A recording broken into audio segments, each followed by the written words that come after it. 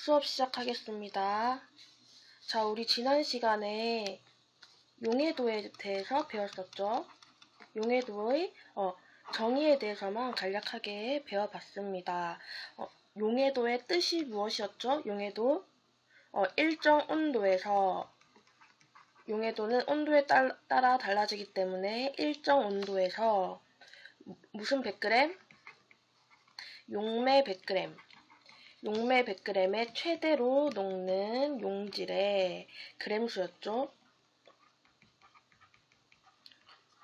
용해도가 여러분들 용어가 생소하기 때문에 개념을 정확하게 알고 있어야 됩니다. 자, 그래서 용해도는 온도와 용매가 일정할 때, 무조건 온도와 용매가 일정할 때 얘는 물질에 따라서 다르고 같은 물질이면 용해도가 일정한 성질을 지니기 때문에 용해도는 물질의 특성이 될 수 있다고 했습니다. 기억나나요, 다들? 자, 그러면 우리 지난 시간까지 했던 용해도에 대해서 용해도 곡선으로 한번 나타내 보는 연습을 할 거예요. 자, 여러분, 교과서 그림을 보기 전에 우리 쌤이 그냥 대충 그려봤는데 그래프가 예쁘지는 않네요. 그래도 한번 이걸로 우선 개념부터 다시 이해하고 그 다음 그래프로 넘어가 볼게요. 자, 이제 우리가 그래프가 나와 있으면 이것을 해석할 수 있어야 돼요. 자, 고체 같은 경우에는 지금 보면 온도가 점점 증가함에 따라서 용해도가 증가한다는 것을 알 수 있어요. 그래서 고체의 용해도는 온도가 증가함에 따라서 뭐도 같이 증가한다? 용해도도 같이 증가한다는 것을 알 수 있습니다. 자, 우리 그러면 한번 F지점에 대해서 해석해 볼까요? 자, F지점. F지점에서는 지금 온도가 10도예요. 온도가 10도에서 용해도가 50이에요. 근데 용해도의 뜻이 뭐였지? 용매 100g이었죠. 여기선 지금 물 100g. 물 100g에 최대로 용질이 지금 50g이 녹을 수 있는 거야. 용질이 50g이 녹을 수 있어요. 이해했어요? 그래서 10도씨의 온도에서 얘의 용해도는 50이다. 이렇게 설명할 수 있습니다. 그러면 지금 F 같은 경우에는 포화 불포화 중에 어떤 상태? 포화 상태죠. 지금 꽉 차게 다 녹아있는 상태야. 자, 그러면 우리 D를 봅시다. D. 자, D도 한번 적어봅시다. D는 온도가 몇 도에서? 온도가 20도에서 물 100g은 그대로고 용질이 몇 그램? 100g이 녹아있는 상태. 그러면 얘도 지금 포화 상태겠죠? 이해됐습니까? 자, 그 다음 C도 봅시다. C는 온도 몇 도씨? 30도씨에서 물 100g 그대로고 용질이 지금 180g이 녹아있는 상태입니다. 이렇게 적을 수 있습니다. 그러면 C도 포화 용액이라고 할 수 있겠네요. 그러면 지금 그래프를 그리면 이 그래프 내에 있는 점들 있잖아요. 그래프를 이루고 있는 이 점들은 다 포화 용액이라고 할 수 있겠네요. 자, 됐습니까? 그러면 우리 A를 한번 가보도록 할게요. A. 자, A는 지금 온도가 10도예요. 온도가 10도인데 지금 용질이 180g 있어요. 용질이 180g. 그죠? 근데 10도씨에서는 최대로 용질을 50g밖에 못 녹여요. 이해됐어요? 50g밖에 못 녹여. 그러면 A 같은 경우에는 몇 g이 녹지 못하고 남아있을까? A는 180에서 50을 뺀 130g이 못 녹는다. 못 녹아. 이해됐어요? 그래서 얘는 포화보다 더 과해졌다 해서 과포화 상태라고 하면 돼요. 과포화 용액 상태입니다. 이렇게 해주면 됩니다. 우리가 밥을 많이 먹는 것도 과식했다고 말하잖아요. 그 과식의 과자예요. 자, 그러면 B도 한번 볼까요? B. 포화 용액은 이거. 그러면 B는 지금 온도는 20도씨예요. 온도가 20도씨에서 용질이 180g이 들어가 있어요. 근데 온도가 20도씨에서는 용질이 최대로 100g밖에 못 녹여요. 근데 얘는 180g이잖아요. 그러면 몇 g을 지금 못 녹였을까? 80g을 못 녹였어. 못 녹았어. 그러면 B도 과포화 상태입니다. 이렇게 설명을 해주면 되겠네요. 자, 그 다음 E를 볼까요? E는 지금 온도는 30도씨인데 용질이 100g이에요. 그죠? 그러면 얘는 지금 포화가 되려면 용질이 180g이 있어야 돼. 용질이 180g이 있어야 되는데 얘는 지금 100g밖에 없다는 뜻이에요.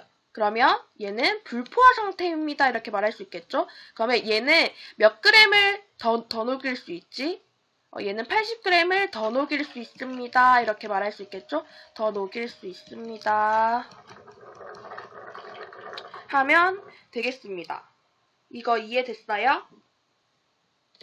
자, 그래서 우리가 그래프를 기준으로 그래프 선에 있는 모든 점들은 포화 상태입니다. 이렇게 할 수 있고 그래프보다 위에 있는 쪽은 과포화 상태입니다. 말하면 되고 그래프보다 아래쪽은 불포화 상태입니다. 이렇게 말을 우리가 그래프를 보고 해석을 할 수 있어야 돼요. 됐습니까? 그러면 지금 포화용액일 때는 지금 용해도만큼 녹아 있습니다. 이렇게 말할 수 있겠죠? 용해도만큼 모두 다 녹았습니다. 이렇게 또 말할 수 있어야 됩니다. 자, 그러면 지금 우리가 한 가지 더 봐야 될 게 지금 불포화용액을 포화용액으로 바꿔주고 싶어요. 불포화용액을 포화용액으로 바꿔주고 싶어. 그럴 때 우리가 할 수 있는 게 두 가지가 있어요. 자, E가 지금 불포화죠. 근데 얘를 포화로 바꾸려면 E를 D점으로 옮기거나 C점으로 옮기면 되겠죠. 자, 먼저 D점으로 옮기려면 어떻게 해줘야 되죠? 온도를 20도씨로 낮춰줘야겠죠.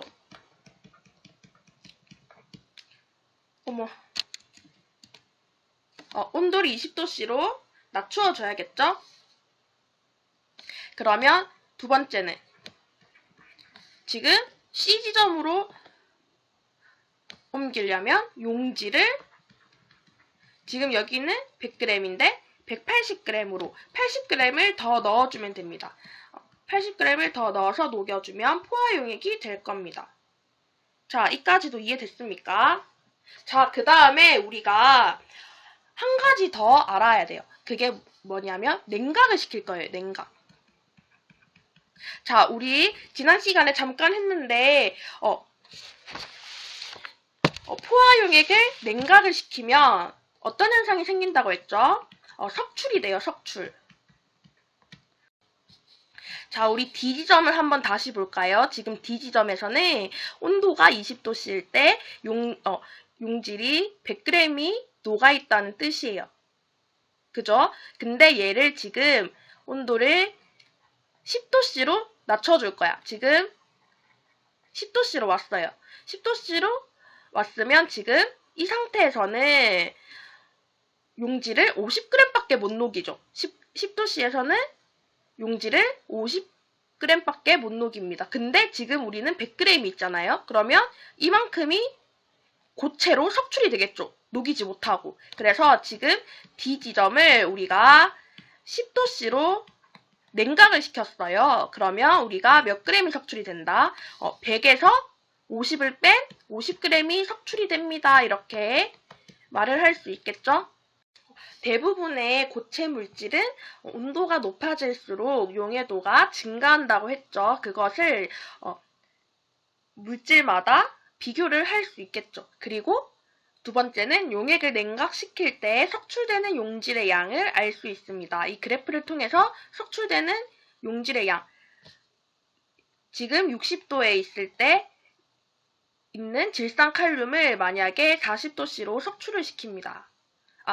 냉각을 시킵니다. 냉각을 시켰어요. 40도씨로. 그러면 석출은 이만큼이 될 것이다 라는 것을 알 수 있겠죠. 지금 이 지점에 있을 때 몇 도부터 질산칼륨이 석출이 됩니까? 이렇게 물어보면 지금 60도씨 미만에서는 다 석출이 됩니다. 이렇게 말을 할 수 있겠죠? 자, 아까 한번 했으니까 이제 좀 쉽죠? 그 다음 우리가 이 기울기의 차이가 무엇인지를 알아야 돼요. 이 기울기. 모든 그래프에는 기울기가 중요하다 했습니다. 이 기울기가 무슨 말일까? 곡선의 기울기가 크면 온도에 따른 용해도의 변화가 큽니다. 온도에 따른 용해도의 변화가 큰 게 기울기가 큰 거겠죠?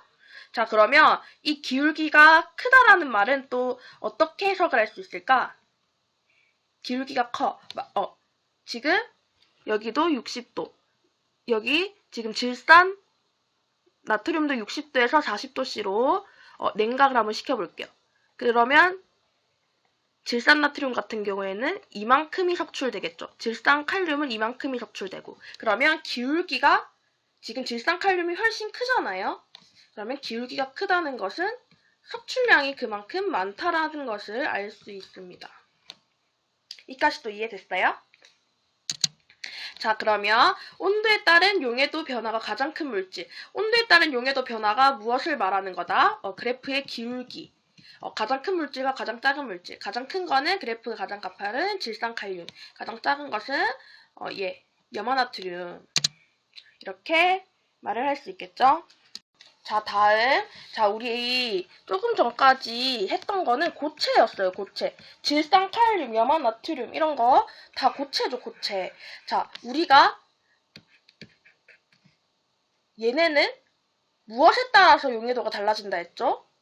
온도에 따라서 용해도가 달라져요. 용매도 당연히 달라지면 용해도가 달라지기는 한데 지금 우리가 그래프를 봤을 때 용매는 물로 고정이었잖아요. 용매는 물로 고정이고 지금 온도에 따른 용해도 곡선을 이렇게 그렸었죠. 그러면 고체는 온도에 따라서 용해도가 달라진다는 것을 알 수 있어요. 근데 우리가 기체의 용해도도 배워야 됩니다. 기체의 용해도는 물질의 종류에 따라 다르며 당연히 물질의 특성이기 때문에 물질의 종류에 따라서 다르겠죠. 그리고 무슨 영향을 받는다? 고체에서 영향받는 온도도 당연히 받고, 그리고 압력도 받습니다. 기체는. 고체는 압력과는 무관하거든요. 근데 기체의 용해도는 온도와 압력 둘 다의 영향을 받게 됩니다. 그래서 기체의 용해도는 온도와 압력에 따라 어떻게 변하게 되는지 우리가 페이지 209페이지를 한번 봅시다. 실험 영상을 같이 볼게요.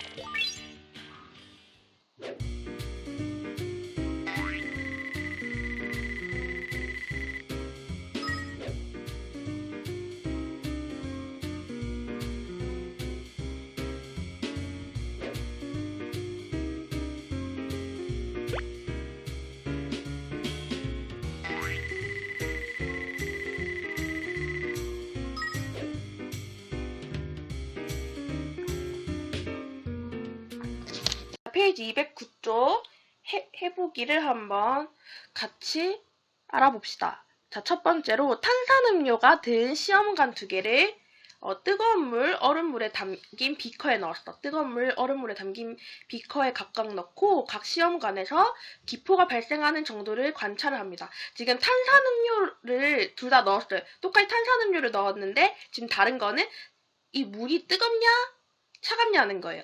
그럴 때 기포가 어디서 더 많이 발생을 하는가 이거가 궁금한 거예요. 자, 어느 시험관에서 기포가 더 많이 발생했죠? 아까 영상 봤죠?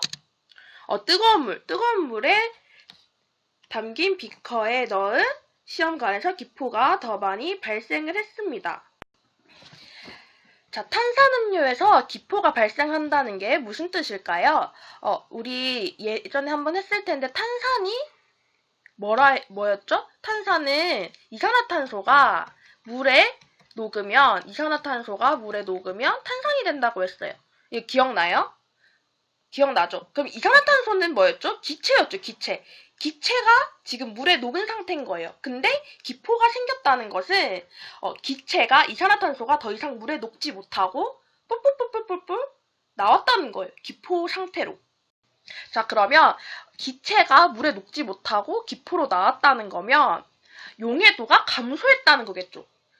용해도가 녹는 정도니까 녹이질 못했으니까 용해도가 작아졌다는 것을 말하겠죠. 그래서 기포가 많이 발생한다는 것은 용해도가 감소했다라고 말을 할 수 있겠습니다. 그 다음 자, 두 번째, 감압 용기에 탄산음료를 3분의 1 정도 넣은 다음 공기를 빼내면서 기포가 발생하는 정도를 관찰을 합니다. 자, 이게 감압 용기예요. 지금 감압 용기에 탄산음료를 넣었어. 거기서 공기를 뺐습니다. 공기를 빼낼수록 기포가 발생하는 정도가 어땠죠? 영상에서. 기포가 더 많이 발생을 했죠. 자, 여기 보면 감압 용기에서 지금 공기를 빼낸다는 게 무슨 말일까요? 감압 용기에서 공기를 빼낸다는 것은 압력을 지금 감소를 시킨다. 이런 말이겠죠? 감압 용기에서 공기를 빼냈다는 것은. 그러면 공기를 빼낼수록 기포가 더 많이 발생해. 공기를 빼낼수록 압력이 낮을수록 기포가 많이 발생한다는 것은 무슨 말이라고 했죠? 용해도가 작아진다. 이렇게 해석을 할 수 있어야 됩니다. 이해했습니까? 자, 그러면 우리가 정리를 해보면 탄산음료에서 기포가 발생하는 것, 선생님이 설명을 했는 거네요. 자, 물에 녹을 수 없는 이산화탄소가 기포가 되어서 나오는 것이므로 기포가 발생한다는 것은 물에 녹을 수 있는 이산화탄소 기체의 양이 줄어든 것을 뜻합니다. 즉 이산화탄소 기체의 용해도가 작아진 것을 뜻합니다. 자, 기체의 용해도가 그래서 온도, 압력에 따라 어떻게 변하는지. 자, 아까 뜨거운 물에서 기포가 많이 발생했고, 뜨거운 물, 그리고 감압 용기에서 공기를 빼냈어. 그 말은 압력을 낮춰줬다. 압력이 낮을수록 기포가 많이 발생했으니까 온도가 높을수록 압력이 낮을수록 기포가 많이 발생해요. 그 말은 용해도가 작아진다. 이렇게 말을 할 수 있겠어요. 그래서 지금 구구절절하게 나와 있는데 보면 과정 1에서 높은 온도에서 기포가 많이 발생하는 것으로 보아 온도가 높을수록 기체 용해도가 작아진다. 그리고 공기를 빼낼수록 기포가 많이 발생하는 것으로 보아 압력이 낮을수록 기체 용해도가 작아집니다. 즉 기체 용해도는 온도가 높을수록 압력이 낮을수록 작아집니다. 이렇게 이해를 해주면 됩니다. 자, 그래서 기체의 용해도는 온도가 높을수록 작아지고 압력이 낮을수록 작아집니다. 209페이지 줄 다 끊어 놓으세요. 자, 그래서 우리가 지난 시간에 그림을 한번 말했었잖아요. 기억납니까?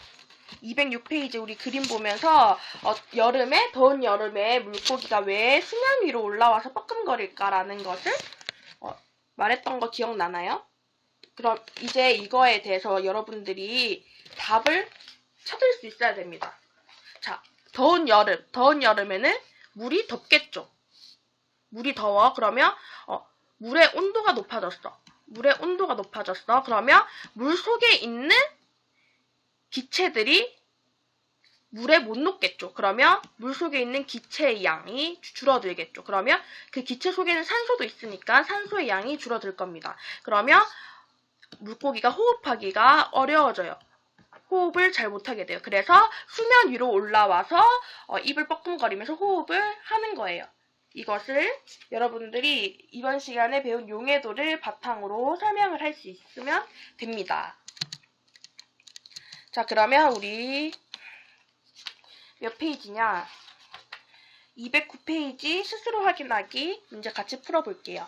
자, 어떤 온도에서 용매 100g에 최대로 녹을 수 있는 용질의 그램수를 뭐라 한다? 용해도라고 합니다. 자, 기체의 용해도는 온도가 어떨수록 낮을수록 압력이 높을수록 커집니다.